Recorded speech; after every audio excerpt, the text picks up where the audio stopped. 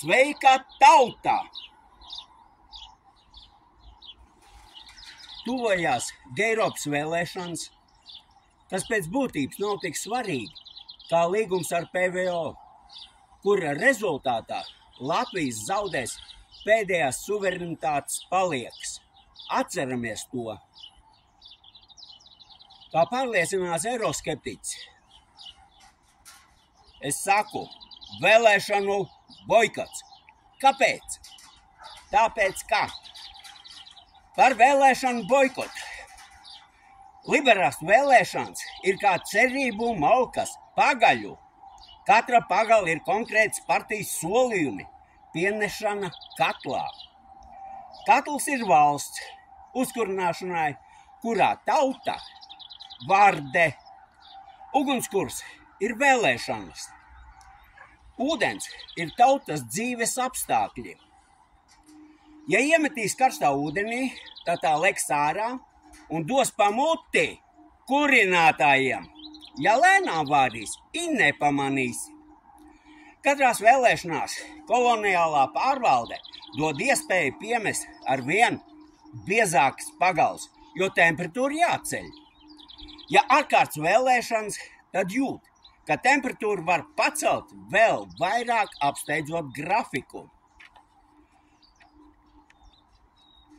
Te Latvijas gudrie mums māca, ka varot sistēmu graut no iekšas.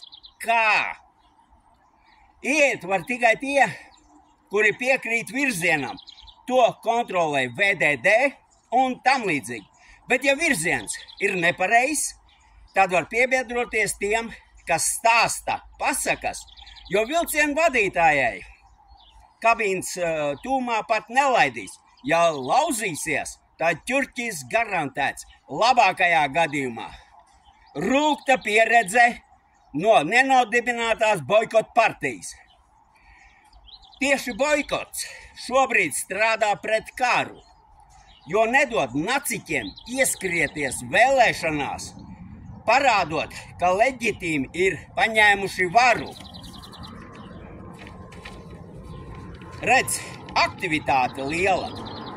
Nepasakot, ka aģitācijas mašīna tikai viņiem un balsu skaitīšanas mašīna arī. Ja Latvija vēlās saglabāt jebkādu neatkarības statusu nākotnē, tad ir pēdējais laiks stāties ārā no Eiropas Savienības. Piedaloties vēlēšanās, visi to dalībnieki parāda, ka viņi ir par ES un tās kaitniecisko politiku Latvijai. Nu nav tik stulbi, ka nesaprot, ka neko tur nevar ietekmēt. Plus partiju kasītēs valsts naudiņa klāt un tribīne smadzeņu skalošanai tautai. Neviens no viņam nerunā par jaunu ES dalību valstu uzņemšanu. Tas vienīgi tikai pasliktina situāciju Latvijā. Visādi. Boikotētāji ir politiskā alternatīva X stundā, lai te vispār kaut kas no Latvijas paliktu. Un tagad pieķeramies dziļi individuāli. Eiropas gājējiem pēc 10 štukām ņemam tā, druscītiņi, tādus spilgtākos cilvēkus, varbūt pat necilvēkus, kā Dombrovskis valdes, 54 cilvēku slepkavā no jaunās vienotības ar tikai vienu parakstu izraisīt domino efektu, kurā 54 cilvēki aizgāja bojā.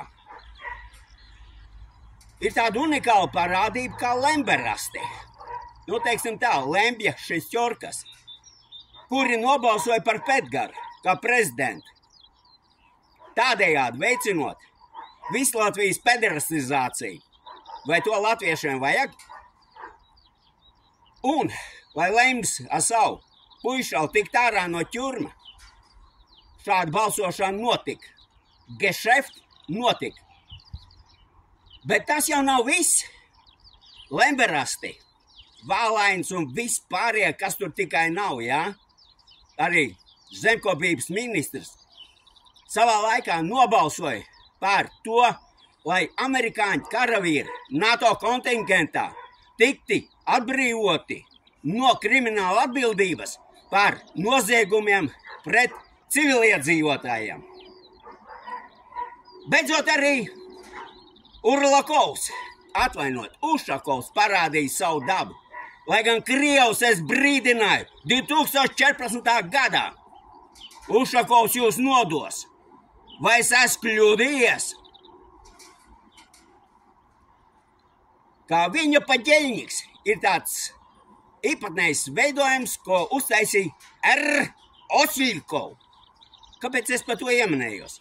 Tād, kad viņš ar Ušakovu ir ļoti foršs vārds krieviem ģerbaņiļi Rigu, tad viss bija kārtībā. Līdz ko paģeļņi kaut ko nesadalīja. Situācija ir tāda, kāda ir. Pietiekami riebīgi bija arī sāga Kaimiņš 1, kam sekoja Kaimiņš 2, un tagad ir Kaimiņš 3. Konkrēti, partija Rudi nebūs sūdi. Neaizmirstam vienu lietu. Tie, kuri ir apmācīti ASV, nekad nebūs lojāli Latvijas tautai. Ir arī NA, es viņu sauc par noziedznieku apvienību, kas ir vēl riebīgāk par glumajiem zilajiem, uz Eiropu raujošiem paristiem un vēl tur viņiem līdzīgajiem, jo viņi ir nodevuši Latviju, pārdevuši zemi un principā iznīcinājuši mūsu brīvību, ja par nopietnām. Protams, nevar nepieminēt arī smirdošos vecos konservus. Jums ap apjūtu vēl pamaz bija. Labi, jūs varat man pārmest. Tev visi ir slikti, visi ir slikti. Nē, katrā sarakstā ir arī pa kādam, teiksim tā, godīgam cilvēkam, kurš cer, ka nekas nebūs. Nekas nebūs. Tauta, ja tev tā gribās urnoties, ka vēl kā kazu uz mīzeliem, tad atceries tikai vienu cilvēku, Arnoldu Babri, jo viņš vienīgais ir visu laiku runājis par Latvijas nacionālajām interesēm. Viņš arī ir sācis runāt jau labu laiku apakaļ par to, ka katram noziegumam ir vārds un uzvārds. No sevis piebildīšu, ka noziegumiem pret tautu nav noilguma. Mācamies no žīdiem, mācamies no gudriem cilvēkiem, jo viņiem noziegumam pret tautu nav noilguma. Tas īsumā viss.